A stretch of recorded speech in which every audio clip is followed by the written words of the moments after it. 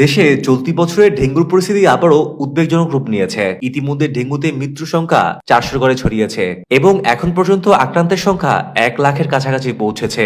স্বাস্থ্য অধিদপ্তরের সর্বশেষ বুলেটিনে জানানো হয়েছে, গত 24 ঘন্টায় ডেঙ্গুতে আক্রান্ত হয়ে মারা গেছেন আরো 3 জন এবং নতুন করে হাসপাতালে ভর্তি হয়েছেন 411 জন। এর মধ্যে ঢাকার 2 সিটি কর্পোরেশন হাসপাতালে ভর্তি হয়েছেন 169 জন এবং ঢাকার বাইরে চট্টগ্রাম বিভাগে ভর্তি হয়েছেন 61 জন। সব মিলিয়ে এবছর এখন পর্যন্ত হাসপাতালে ভর্তি ডেঙ্গু রোগীর সংখ্যা 19,493 জন এবং মোট মৃত্যু হয়েছে 404 জন। গত বছর দেশে ডেঙ্গুতে আক্রান্ত হয়েছে 1,01,214 জন।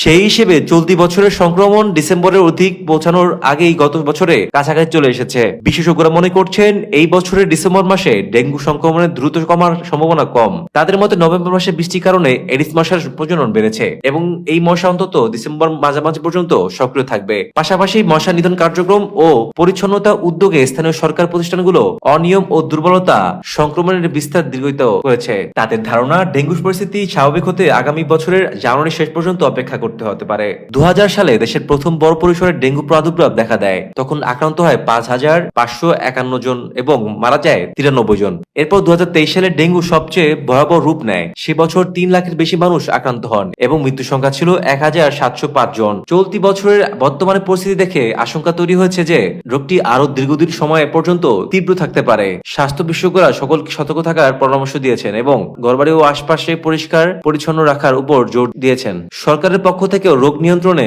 বাড়তি পদক্ষেপ নেওয়ার দাবি উঠেছে।